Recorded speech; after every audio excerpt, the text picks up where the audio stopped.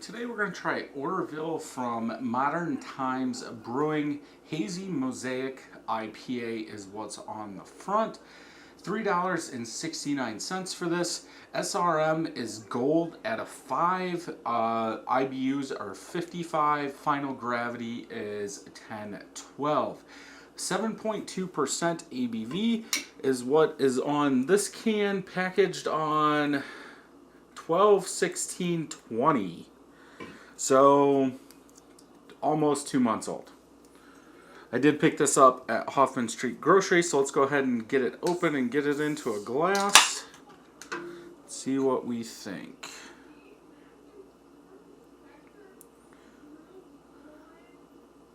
There we go, we'll stop there. Ooh, I can smell it from here. Off-white, almost a yellowish tint on it.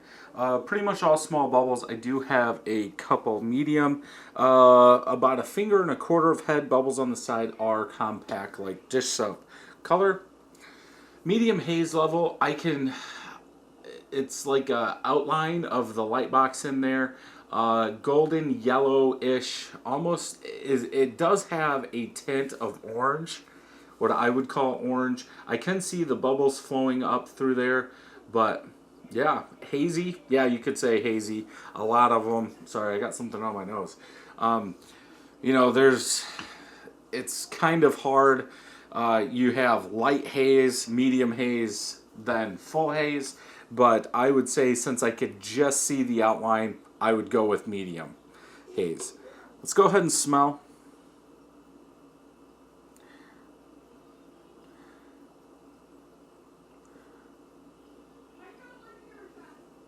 Kind of danky, like a over-hopped beer IPA, New England IPA, over-hopped that way,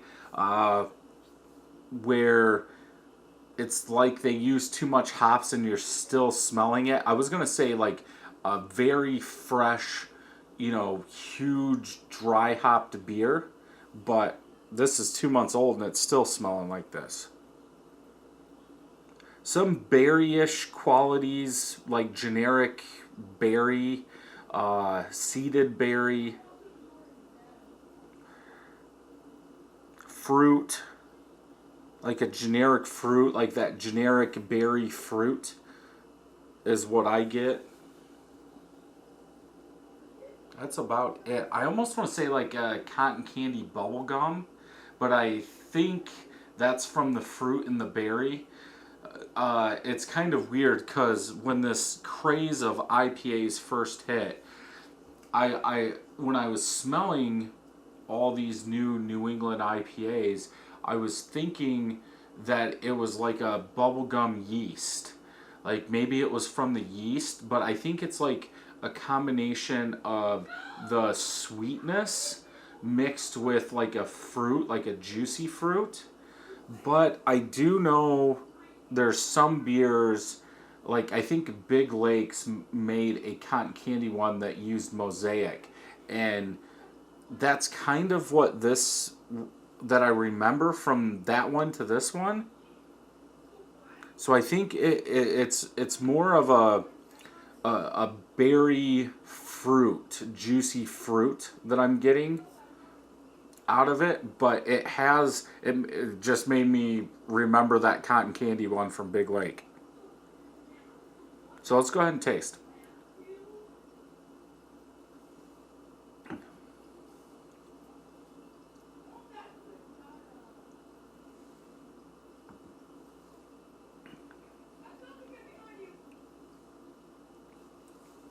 I want to say a slight passion fruit. There's almost like I want to say like a tanginess in there, but it goes to like a generic fruit juice, juicy fruit in the aftertaste.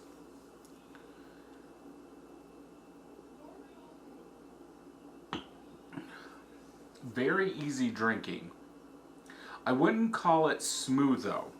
There are oats in here. So Mosaic, Simcoe, Equinaut, Denali, and Nugget. white wheat.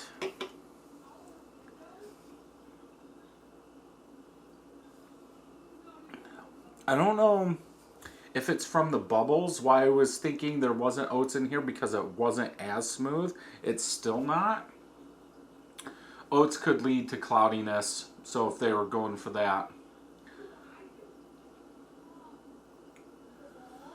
But yeah, like in the taste, like a kind of a passion fruit tanginess with some juicy fruit. But then as it goes down, I get like a slight like grapefruit rind bitterness.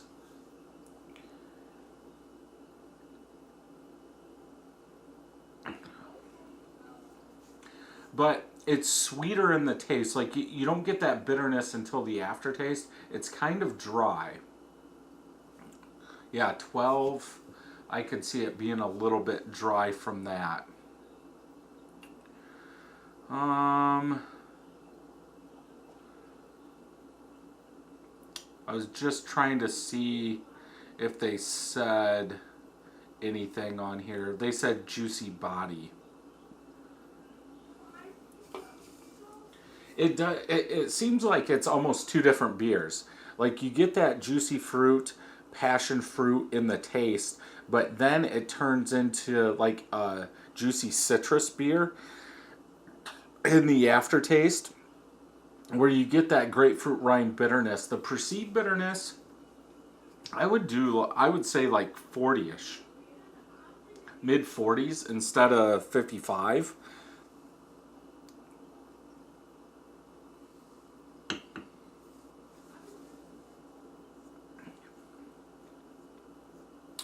Yeah, I definitely get that passion fruit. I'm not... Nah. Let's pour the rest in here.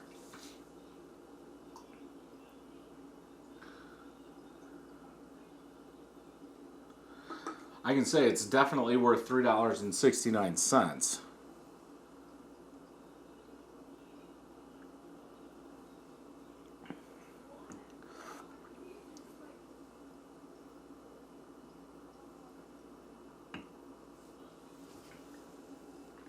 It does, with the rest of that in there, it does feel a little smoother.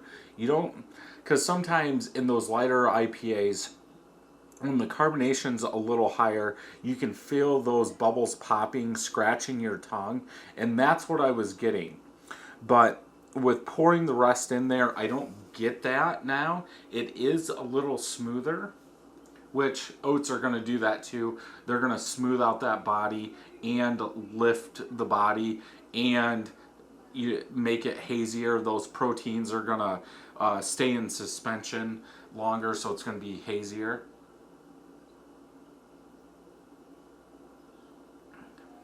It definitely tastes or feels smoother now. But I would say that that passion fruit tanginess is still there. But it seems like the middle to the back of the palate has that juicy fruit. Then it goes into that grapefruit rind bitterness in there, but not as much. Like I said, I would say mid 40s, max 45 IBUs on this one.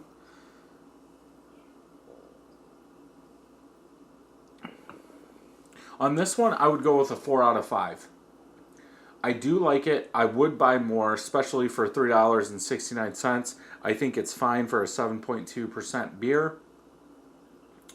I would like to see if the smell stayed the same. Yeah, I think it did. I would like to see more berry. Now, I've been on a Mosaic kick of trying to get, like, I'm just saying, like a blueberry or a strawberry milkshake IPA with Mosaic. So I would like to see that come out more. But this isn't a dedicated Mosaic IPA with all those other hops in there. So I'm not sure why they just say Hazy Mosaic IPA. Unless that's what they used in the dry hop, because on the back they say Mosaic and Denali hops. So I'm not sure why they, I shouldn't say they call it that, but that's why they put that on there. I don't know if they have other hazy IPAs with different ones, but I'm guessing that would be the biggest dry hop. That's why they're using Mosaic in there. But yeah, I would like to see more berry come out in this one instead of almost two different beers. But yeah, definitely one I would buy more of. Let's check on Tapped real quick. Getting ahead of myself. 28 of my friends have checked it in, 4.05 out of 5. 84,000 people checked it in, 3.93. That is a lot of people. This beer must have been out for a long time. Let's see if anybody says anything about it. Always solid. Yeah, nobody's said anything about it. So yeah, let me know in the comments down below if you've had this and what you thought about it. Don't forget to thumbs up this video. If you like this video, check some more out over here. And until next time, happy brewing.